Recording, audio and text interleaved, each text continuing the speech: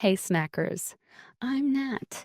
Ever wish you could leap over a skyscraper or shoot lasers from your eyes? Well, today we're going to take a look at a superhero whose science says they can do this and more. We're going to separate fact from fiction. Buckle up. This is going to be a wild ride. Right. So Yeah. so first things first, we need to talk about Superman's origin story, right? Right. Superman, or Kal-El, Kal-El, yeah. he came from the planet Krypton, which no longer exists. Right.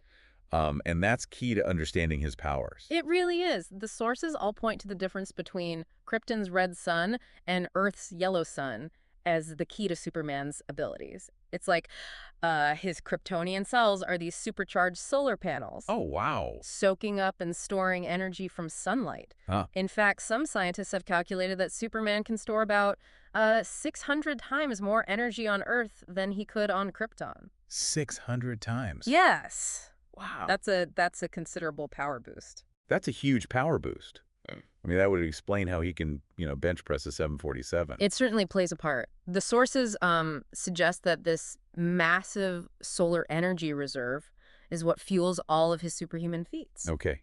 Okay, so he's like a walking nuclear reactor, That's a good way to put it. powered by the sun. Powered by the sun, yeah. But here's a question that's always bugged me.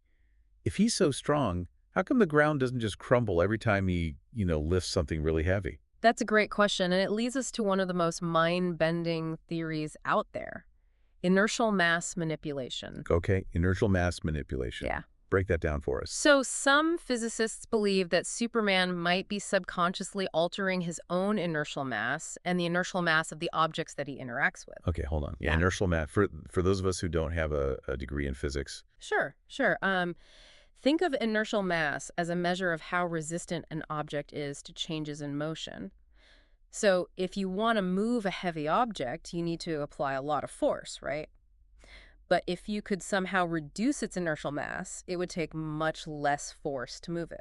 So it's like Superman is temporarily making objects lighter, Essentially, yes. including himself, Possibly, yes. so that he can move them around without, causing earthquakes and stuff. Exactly. Oh, It's almost like he's manipulating gravity itself, at least at a localized level.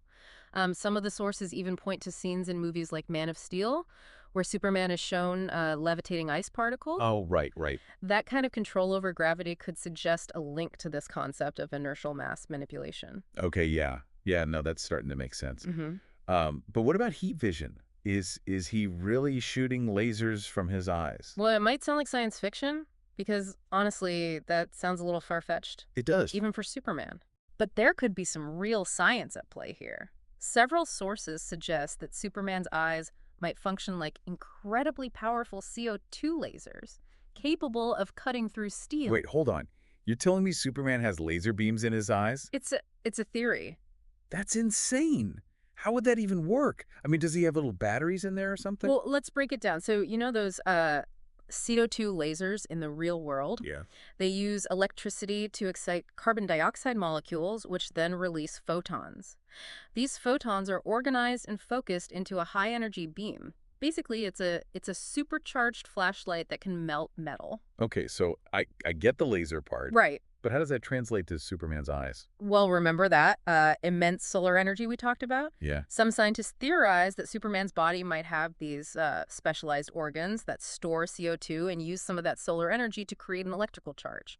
And then his eyes would contain biological structures that act like mirrors and lenses, organizing and focusing the photons into those powerful heat beams. So you're saying that his eyes are like tiny organic laser weapons That's the theory. powered by the sun. Powered by the sun. That's wild. It's like his body is walking physics textbook. It really is. And if you kind of zoom out and look at the bigger picture, it suggests that Superman's body isn't just strong and durable, but it's also capable of incredibly precise energy manipulation at a microscopic level. Okay, so we've covered super strength, heat vision, Right. two of his most, iconic powers. Right. But what about the one that everyone really associates with Superman? Flight. Flight. Yeah. How does he defy gravity and soar through the air? This is where things get even more complicated. Superman's flight has always been a bit of a scientific head-scratcher. The old explanation of anti-gravity organs Right. just No. doesn't hold up under scrutiny. No, and one of the articles I read even said that, like, if he was using helium to float, he'd need to be carrying around the equivalent of like over 5,000 balloons. Exactly. Exactly. Talk about impractical. It's just not feasible. So what are the other possibilities? Well, renowned astrophysicist Neil deGrasse Tyson, he believes that Superman's early flights were actually just incredibly powerful leaps. Okay. Given his super strength, he could probably jump miles at a time. That makes sense, Right. especially when you think about how his powers were depicted in those early comics. Right. It was all about leaping tall buildings in a single bound. Right, exactly. Yeah. But as Superman's powers kind of evolved in the comics and the films, flight became more than just leaping. Yeah. He could hover, he could change direction instantly, he could even fly faster than the speed of sound. So what's the explanation for that? Well, one of the sources proposed a fascinating idea. What if Superman's flight is actually a form of tactile telekinesis powered by his bioelectric aura? His bioelectric aura. Remember how we talked about Superman potentially manipulating gravitational fields Yeah. through tactile telekinesis? Some physicists believe that he might be doing the same thing to achieve flight. By extending his bioelectric aura, he could be manipulating the gravitational forces around himself, essentially creating his own personal anti-gravity field. Whoa, whoa, whoa. Hold on. So he's not just flying. Right. He's manipulating the very fabric of space-time around him. That's the theory. That's incredible. It really is it's a mind-boggling concept. Yeah. And it opens up a whole new set of questions. If Superman can control gravity to that extent, what are the limits? Could he make himself completely weightless? Could he even fly at the speed of light? These are questions we may never know the answers to. But it's amazing to think that the science fiction of Superman Right. could be closer to reality than we ever imagined. And that's what makes this deep dive so fascinating. Absolutely. We've barely scratched the surface of Superman's powers. And that's a wrap for part 1 of our dive into the wild, wacky physics of Superman. From defying gravity to casually ignoring Newton's laws, the Man of Steel isn't just bending the rules. He's shredding the scientific playbook and writing his own. But hey, isn't that the fun of it?